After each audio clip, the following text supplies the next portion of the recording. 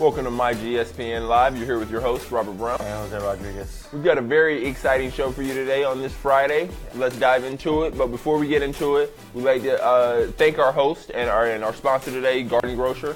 If you're traveling in the Disney area, resort area, and you want, beverages, snacks, any type of groceries delivered at your resort when you get there, you can save time, energy, money. Just, spend more time on vacation with your kids, with your family. Go to www.gardengrocer.com, place your order, and everything will be delivered for you. Alrighty. So we dive into it like always on Friday. We give our top 25 Central Florida baseball rankings. These may be the last rankings for the year because, the season. I'm a little sad, man. I love baseball, and these being the last ones for the year for high school, it's a little heartbreaking, but it's actually really good because you see a lot of last-minute, teams jumping into the rankings and going higher into the numbers, which we're getting to that pretty soon. We've had a lot of different teams climb up and down and be in the rankings, fall out the rankings. So it's been a great season for baseball in the Central Florida and Florida area in general. We dive into it with none other than Montverde, 25-0. They finished their season beating IMG recently. We had a correspondent out there watching that game, and he told us it was another fantastic game between two powerhouse schools. It was crazy. I mean, it was either or could have taken the game, but Montverde showed again and again and again why they're such a power. Yeah, 25 times exactly. Why they're such a powerhouse, and they're just awesome. They're amazing, and they went out there and conquered, literally, conquered every school that they played. Now the second one, which was a little surprise because on the first rankings that we did, it was not even present, which is Bishop Moore, coming in at a 24-3 record for the second best record in all Central Florida high schools. They've had a very solid and a little under the radar on our rankings because maybe who they play a little bit, but they ended the year so strong. You have to give them credit and put them where they deserve. Of course, they're playing amazing baseball. Again, it doesn't matter who they play now because at the end of the season, the last games that they played, they were merged in with a lot of tough components and opponents as well. Yeah. And, they had injuries, but still showed that they could still fight and play against those nice formidable schools. We have at number 3, George Jenkins at 20-3.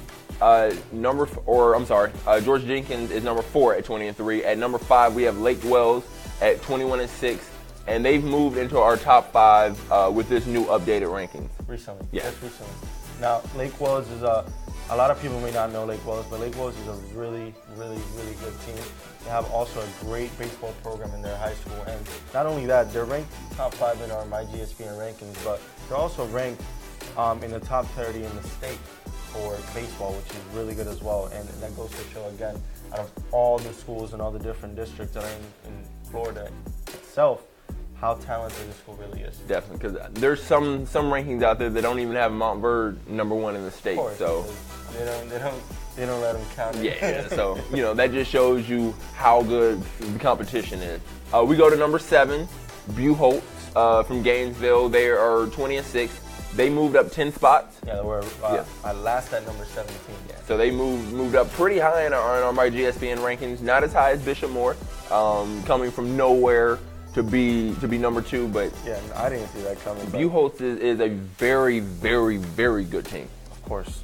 Again, another team like Lake Wells. Buchholz, it's really underrated because it's up in Gainesville. Not a lot of people, talk about it. It's Central Florida, but not really Central Florida. It's getting on the outskirts of it a little bit. It's a little bit up north. But, again, they're also ranked really high in the statewide, kind of like Lake Wells, top 50 in the state when it comes to baseball programs. Another team very similar to that is we dropped down to number 12, Winter Haven at 19-6. They're also top 30 in the state, so we have to show them, a little bit of love with them being recognized so widely from other people. Yeah, I mean, when you're comparing yourself to thousands of schools and thousands of different baseball programs, you have to give credit where it's due. Winter Haven, another school like Lake Wells or Buchholz itself, they deserve the recognition and they deserve to be also in the top 25. Now we go to number 13, Apopka, 18-7, 3 games in a row.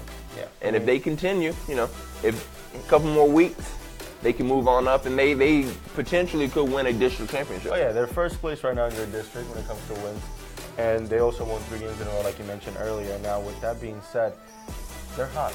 And, anything can happen when a team is hot. They can win games, they can prevail against anything. So you guys better watch out with whoever's playing a part. Definitely. Now, at the very end of our rankings, when I see this number 23, 24, and 25, we've got Orangewood Christian at 15 and 10, ranked 23rd. And we have Masters Academy and the Villages, who 16 and 6, 16 and 7, respectively, we have ranked underneath them. Again, I see that being more, competition. Orangewood Christian, they get a little bit more credit for the competition that they played throughout the year, and a little less taken off for having a few more losses. And of course, again, you got to give credit where it's due. Orangewood played really good baseball this year. They had some, nice teams that they played against, and then some weren't as tough. But one tough team that they did go against for was St. Thomas Aquinas. And, even though again, another powerhouse. Even though they lost against that team, it was still a wonderful, experience for the club at Orangewood Christian to go out and participate against such a formidable opponent. This has been a great year for high school baseball. And with our rankings being done, we still have, districts coming out. So we'll be able to cover some more baseball. So the season's not completely over, but it is wrapping up. Staying in baseball, MLB draft's coming. It's always huge for the Central Florida area, but Florida in general, just because of the immense amount of talent that we put out there in every sport, but baseball, with high school kids, and Miami's a powerhouse, Florida State, Florida's won national championships, so college kids getting drafted super high from Florida as well. We've got 10 players right now who are players to watch out for. Yeah, they're mixed. It's college and high school, but there's more high school here than college. We defer to our baseball expert with this one. Some of the guys on this list you got to play with. Actually, yeah, I play with number 5, which I'll get to that in a moment. But to start off with number 1, which is Carter Stewart, a right-handed pitcher from O'Galley High School, which is actually in Melbourne, Florida, in the South. And he's actually right now the number 1 pitching prospect in that Major League draft. So out of 100 kids that the MLB network ranked, including college, not only Florida, but all 50 internationally states, probably. And international as well. Yeah. This kid is number 1.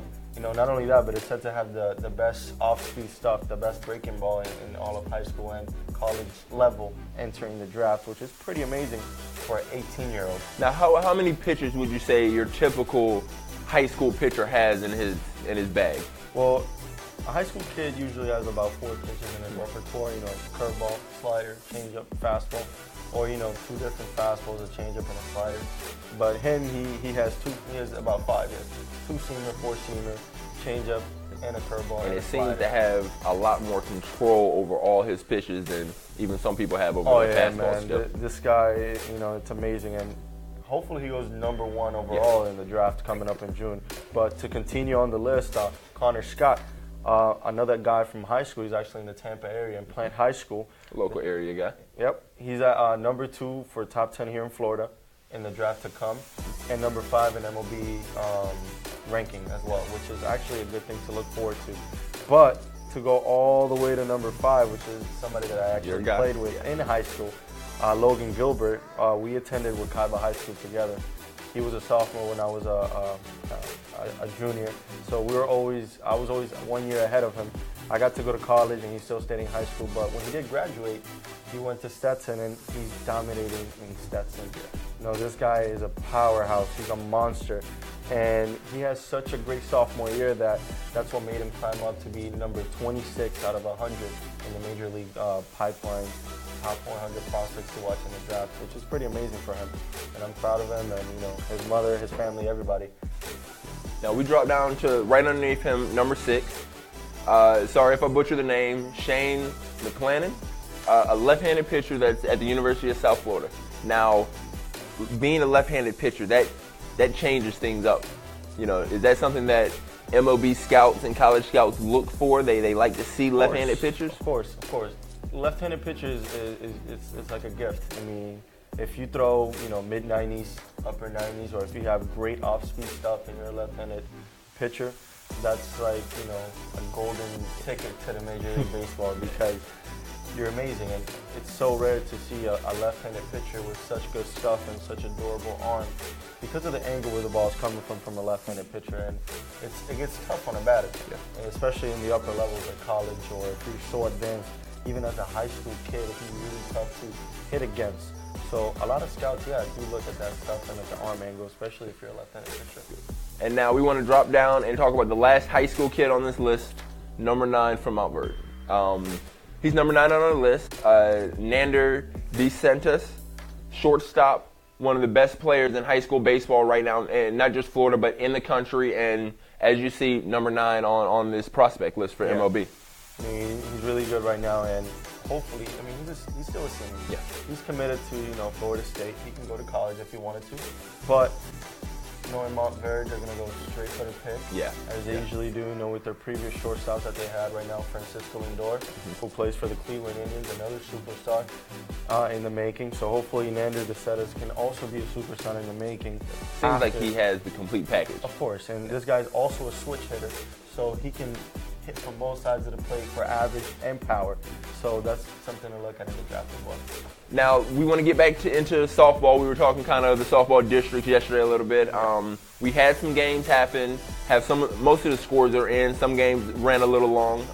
We want to start off with the Class 9A, like we've been doing Friday. Or today, we will have the championship game at Lake Mary. It'll be Orange City University versus Point Orange Spruce Creek. It's a mouthful. It should be an exciting game. It's a high-level game. Winner of this will go on to regional. Class 9A District 3, we have a champion. West Orange beat Olympia 7-4 to win a district championship. And that happened yesterday. It was really exciting for the girls at West Orange. The whole family, the crowd was an exciting crowd over there, and supporting their girls out there, which was awesome for the school to bring another championship into such a well, directed softball program, which is again amazing for the school. Definitely. We have Class 9A District 4, Class 9A District 6, Class 8A District 3. All of those districts will have games today. First one, District 4 in the Class 9A will be at Freedom. Dr. Phillips will take on Lake Nona. Class 9A District 6 will be Oviedo at Timber Creek. And Class 8A District 3 at Lake Mineola will be East Ridge versus Ocala Forest. Yeah, and if you guys want to catch all these 3 games that are happening tonight, please remember that the first game at Freedom is at 4:30, and the other 2 are at 7 p.m. So if you want to go out there and you're a student athlete or just a fan of your school and want to support your girls in the softball team, just make sure to go out there at the respective time, and you don't want to miss any bit of the action that's going to happen. Definitely. Now, we had a little bit of an upset.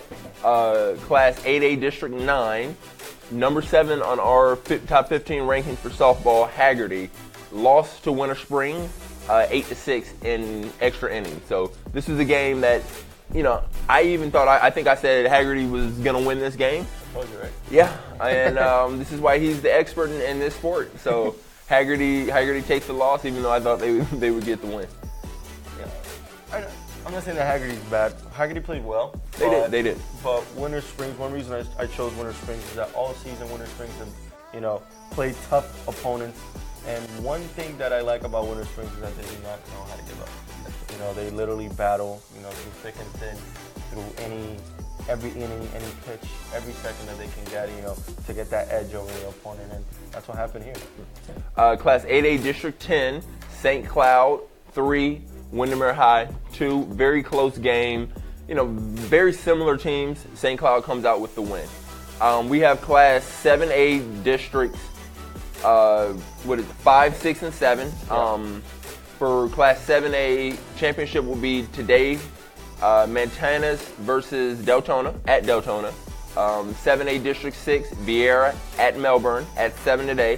Class 5A District 6 at Umatilla, Eustis versus South Sumter at 7. They're all at 7. Yeah, so a lot of competitive games, a lot of championship games happening today.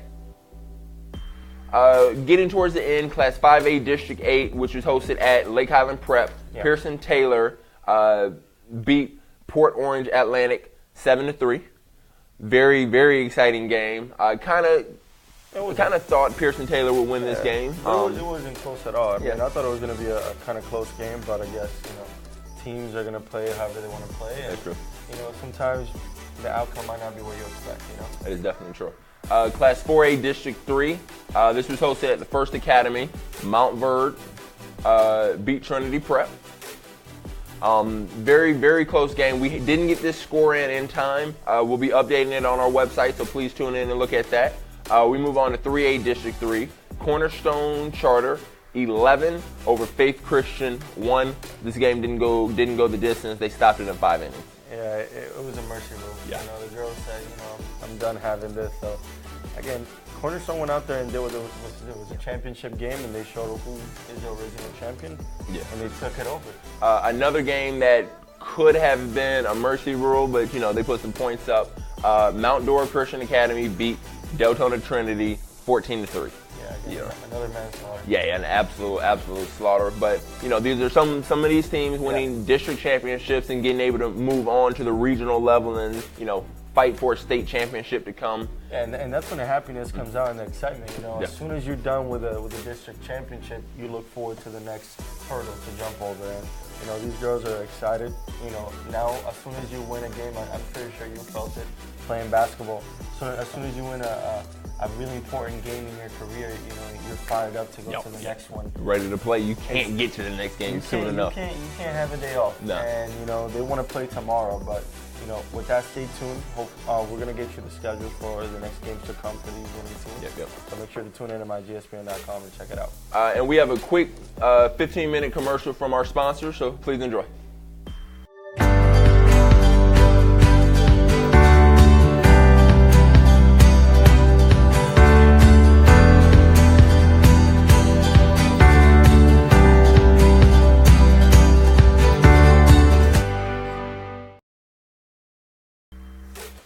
Welcome back. Now we want to jump into Rob's Corner.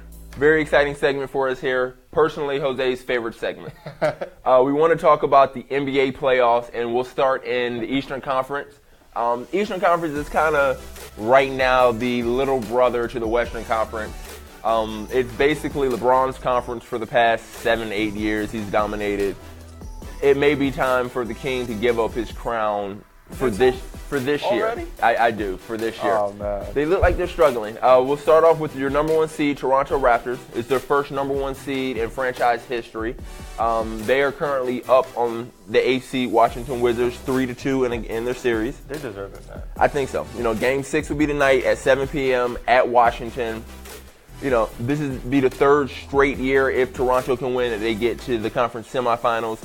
I'm a DeMar DeRozan fan. I love the way he plays. I mean, I'm a Washington fan. I love John Wall. Okay. You know, I'm a big John Wall fan. Even the little 360s that he does, I love it. Brad Bill is an amazing player. I love watching his game. I love the Otto Porter when he first came up on the scene. You know, the Oubre Juniors. You know, they're slowly to their development and to their peak. But I'm a patient guy, you know. I'm a patient guy, and I think that they can get even better in the years to come. They can, but right now it's definitely the Raptors' I turn. agree. So they'll play tonight at 7 p.m. If you can catch the game. Number 2 seed in the East, Boston Celtics versus the number 7 Milwaukee Bucks. It has been a very, very tough year for Boston. First game of the season, they started off with an injury to their big free agent, Gordon Hayward. So they lost him the entire year. You know, still wishing him a speedy recovery. Hopefully he'll be ready for next year. Series tied at 3-3. You know, without their 2 superstars, Kyrie and Gordon Hayward. You know, they've stepped up. The supporting pieces. We want to give a special shout out to Shane Larkin from, you know, local area guy, went to Dr. Phillips, who's, you know, getting great playing time, stepping up in the absence of Kyrie. You know, really good. He'll hopefully continue to play that way, and they can play better. The series is tied. Game 7 is tomorrow night in Boston. To be honest, I feel like Shane Larkin is going to be the X factor in this game. Yeah. You know, not only that, he's been really underrated lately in the past games. So if they don't take him serious, he's going to be the upsetter. Yeah. Everyone, you know, Terry Rozier, what he's going to do. He's, you know, he hit the big game-winning shot in game 1 or 2, and you know, he's having all the beef with Eric Bledsoe. But if Shane can come through and have a very solid game, give them some points, give him a lift off the bench, he could be the missing piece in them going on to the next round. Oh, yeah, I agree 100%. We go to the number 3 seed, 76ers versus the Miami Heat. This was my favorite series. You know, Joel Embiid was out most of it. Ben Simmons, Montverde, local area kid, dominated. He averaged almost a triple-double. I think he averaged a triple-double in this series. They advanced, beating Miami 4-1. Philly is for real. Joel Embiid's back. He's playing well. JJ Redick's shooting well. Markelle Fultz is playing well. Ben Simmons is the clear-cut Rookie of the Year. This is a good team. Yes, this is a good team. I don't see. I kind of feel bad for D-Wade though. I do. City, it was like a Cinderella story. Yeah, and I mean, if this is going to be the last playoff you get to see Dwayne Wade and Manu Ginobili, they had great playoffs and they've had great careers. Future Hall of Famers. Yeah, future Hall of Famers. Here we go to probably the best actual series of this Eastern Conference playoff. Just because of LeBron. Not just the LeBron.